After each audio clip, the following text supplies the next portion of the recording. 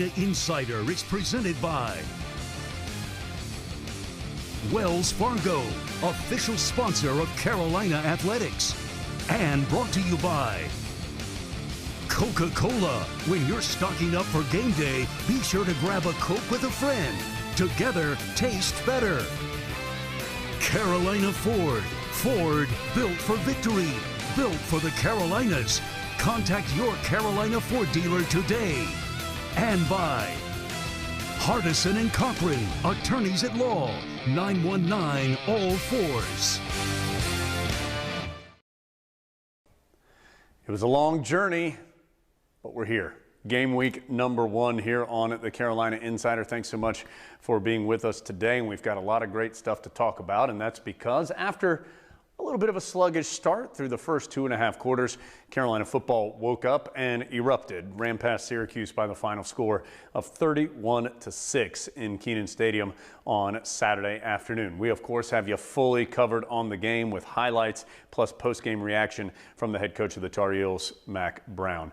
Earlier in the week, Adam Lucas and I had a chance to catch up with Michael Carter. Carter ended up with a big day, 180 yards of total offense when you mix in running, receiving, and kick returns.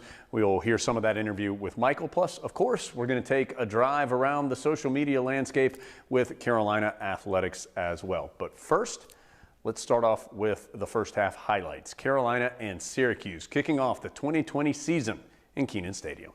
It took a while to get here, but the 2020 season is underway. Short end-over-end kick will be fielded by Carter at about the 7, picking his way over the 15, comes back to the 20, spins by a man at the 25, runs into some traffic, but still churning, gets out to about the 35, maybe 36-yard line, 3rd and 20. And Howell is going to throw. Has time to do so, uncorks one, caught short of the first down. Inside the Syracuse, well, right at the Syracuse 40, so it's a gain of 13. 3 receivers to the near side, 1 to the far, ball on the far hash. Howell in the shotgun, he will throw. Pressure coming, Carolina picks it up and dumps it off over the middle. Caught first down Newsome. He is upended at the 22-yard line, but go ahead and move the chains. Carolina picks up the first down. 10th play of the drive for the Tar Heels.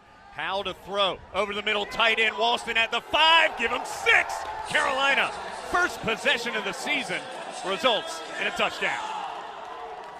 Lee, that was, with some speed bumps, a pretty surgical drive there by the Heels. DeVito alone in the shotgun off the 8-yard line. He's standing back at about the 14.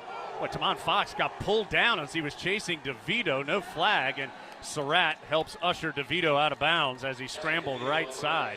7 seconds left. I thought for sure a flag was going to come as Tamon Fox had busted right by the offensive line, got tugged down from behind.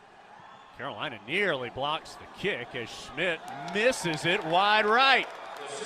Schmidt, who's only missed in his career 7 field goals. He won the Groza Award as the best kicker in the country a couple years ago. 7-3 Carolina. A sloppy first half. The two teams go 5 of 19 on. It's presented by Wells Fargo. Well, only one way that we wrap things up here on the Carolina Insider. Adam Lucas and I will take a quick look around the social media landscape. Let's go on that social drive with Carolina Athletics. Adam saw this tweet from Phil Longo a couple of days ago about Tamari showing some veteran guidance to some younger players. This is what you got to have. You got to have the veterans leading the younger guys. Tamari Fox, one of the stronger players on Carolina's defensive line. Of course, he's also Tamon Fox's younger brother. Both those guys figure to play big roles for Carolina this year, and Tamari has been a player certainly that the coaches have talked a lot about, taking a big step between his first season and second season here in Chapel Hill, and who knows, maybe a future on the coaching staff for somebody as well. All right, let's go from some current football to some football in the past, and we're going way back to 1948. We did some research. You see this is from the Old Football Film Twitter feed. It is Charlie Choo Choo Justice returning a punt for a touchdown. We'll tell you about it in a second, but let's take a listen. Gary of the Bulldogs kick. and under it is the Asheville Flash. He streamlines it for the thrill play of the afternoon. That's justice for you.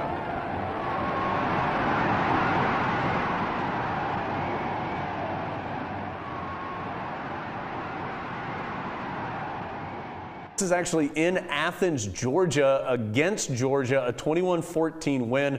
Charlie Justice had all 3 touchdowns for Carolina in that game, including the game winner there, an 84-yard punt return for the score. It's funny, Adam, because a lot of people sent me that video and said it looked like the Gio Bernard punt, at least as far as the part of the field. It really didn't go down that far sideline.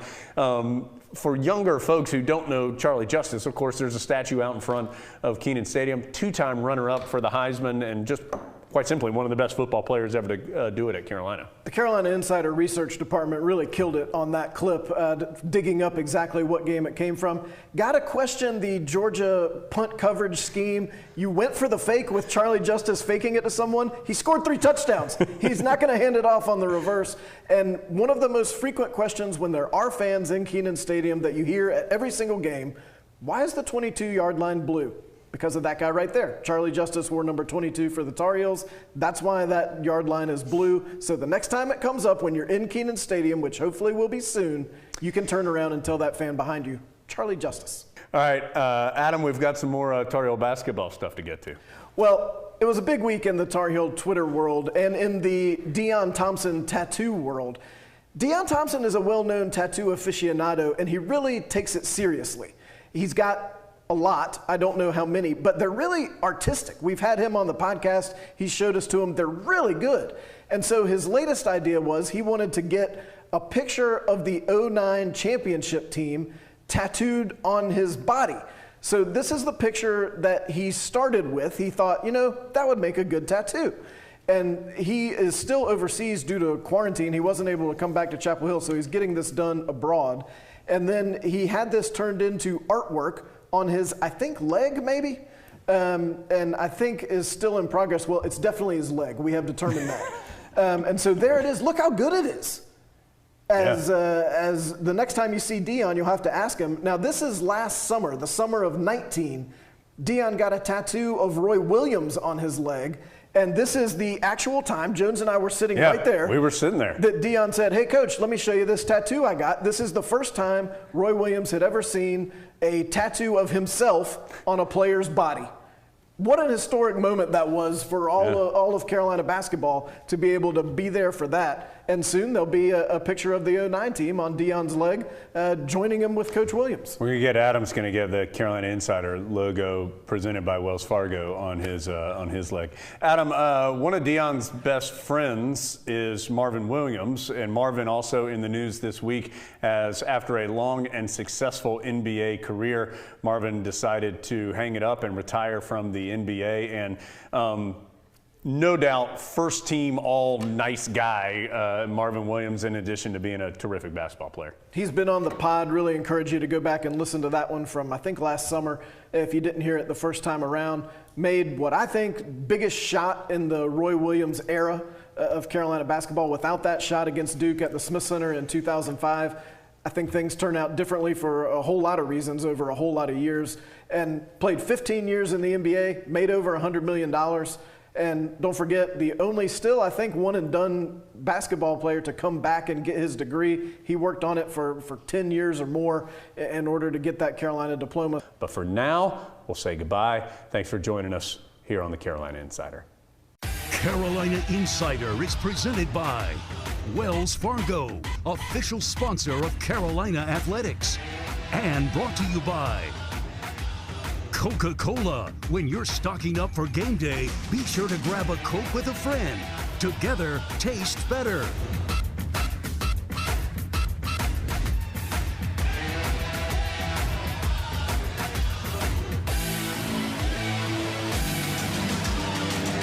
Carolina Insider is produced by Go Heels Productions for Tar Heel Sports Properties, a property of Learfield IMG College.